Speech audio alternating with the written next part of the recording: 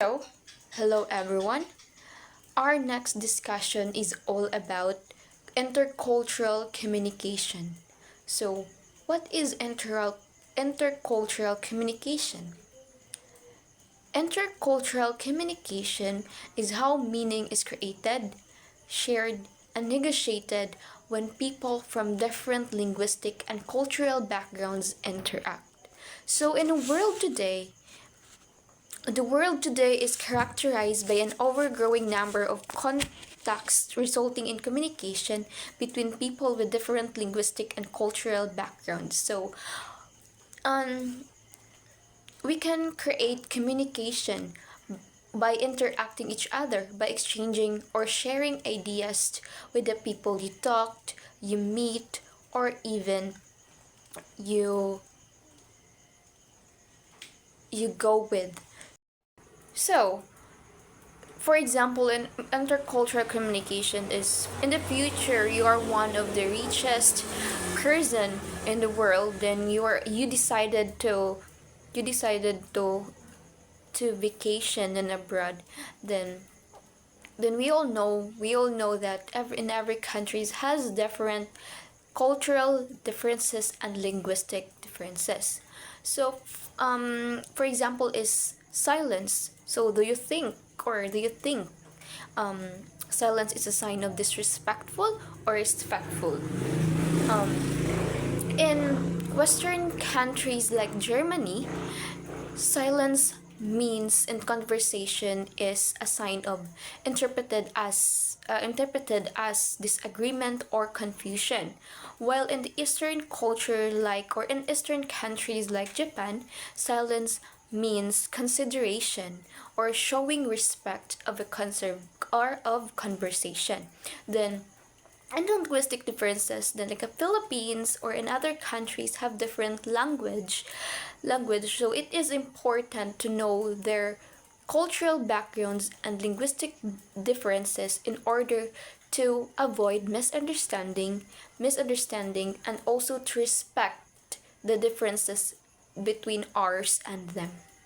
So, according to Alwood 2003, that communication takes place because of the context in the areas of business, um, military cooperation, science, education, mass media, entertainment, and any other sectors that can create communication. So, by by interacting through business or education, science, and other areas, kay we are making or we create conversations, and we will able to know their cultures by wandering everywhere or by wandering in any places that relate to business. So, 'di ba? If if kanang if we are if not a sa ka place, then we can meet different peoples or different foreign peoples.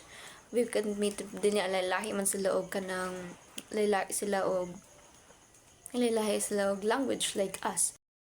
We can create conflicts, especially in our different cultural backgrounds and linguistic differences. So, we in these differences manggod kay it tend to misunderstandings, misinterpretation. So, before example is you are traveling abroad, then before ka mo communicate or moadto na country is you need to do research, or you need to do research kung unsa about ilaha kay lahi biya ta o lahi biya ta. And also pod we have to we have to we have to research the differences and the similarities of our country to the others, para sad nga dili pud para sad makashow ta og respect no show ta og respect kay we also adjust and adapt their culture and traditions man sa aban country, and para po dili po ta ma-culture shock. Communication problems can be resolved if people communicate with clear, respectful, and constructive. So, if communication is unclear, disrespectful, it can lead to misunderstanding that it tend to mas mo worst pa hinon and conflicts kay we have to adjust our tone the way we speak, especially other people nga wala kaila sa atua. To fix communication conflicts, we have to study their cultural differences, their communication styles, and to research the similarities and differences of our own. By doing this, we avoid conflicts, misunderstandings, and interpretations.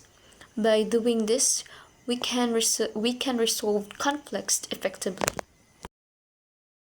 Communication. It can prevent the wrong message, especially in telephone or letters. So, diba, in telephone calls, we only hear the voice. So if bati siya mo tubag, so we can misinterpret jud. And also the letters, we don't know how to react. Especially kay letters naman siya. So we don't know how to react the message, or we don't know if it is sincere or not.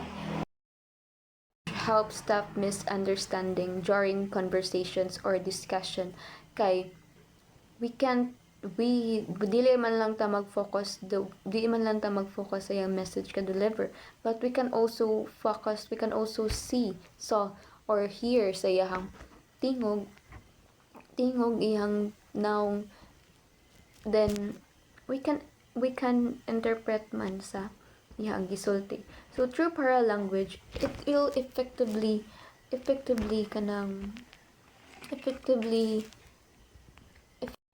through paralanguage man kay we can actively know what is he meant to deliver.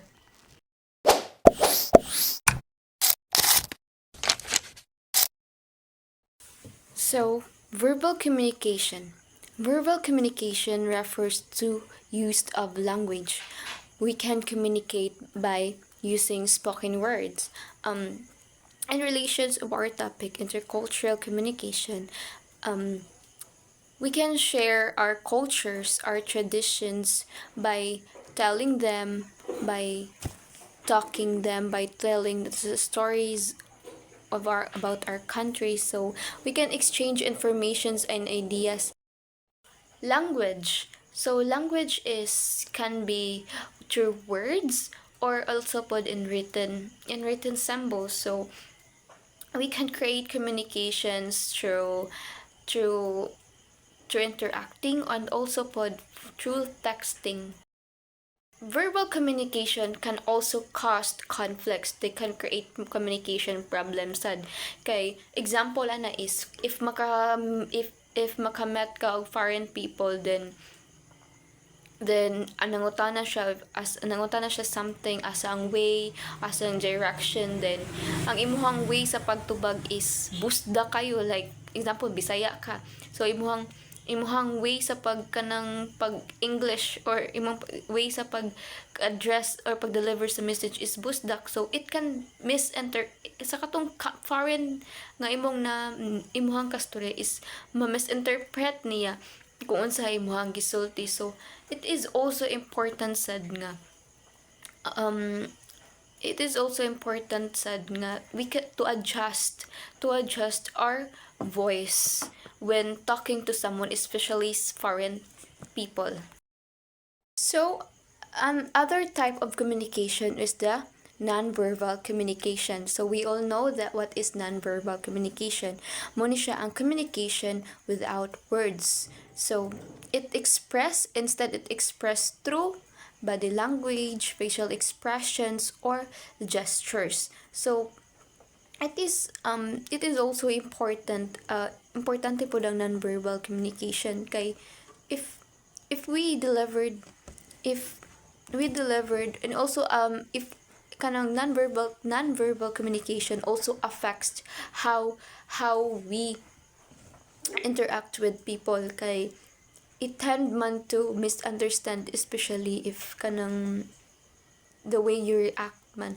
For example is for example nimo is na nag-ask nimo na, are you okay? Na nakag yes, but your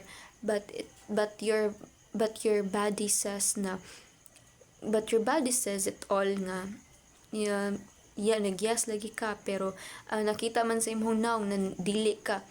So it is important to dili gid siya malikayan nga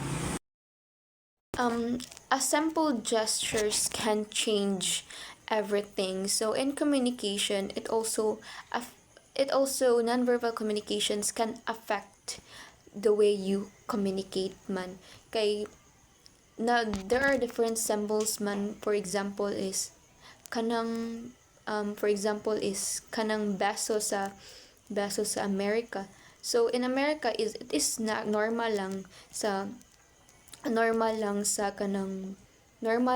lahat na makigbeso ka sa laing tao, but in Japan it is disrespectful or inappropriate kay ang showing of respect sila is to bow. So it is also important to know the differences between it is also important their differences. Cultural awareness may sound more complicated than it actually is. Let's follow Tim and have a look at what it means. If you went backpacking around the world, you would find that people behave in very different ways. Let's take a simple thing like greeting somebody. In different cultures, it can look like this,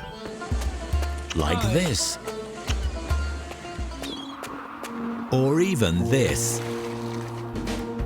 Now, the beautiful thing about our international Testo community is you get to meet people from all over the world. It also means that you have to team up with them for global success in order to avoid misunderstandings and to work together effectively. That can be tricky because different cultures have different perspectives on things.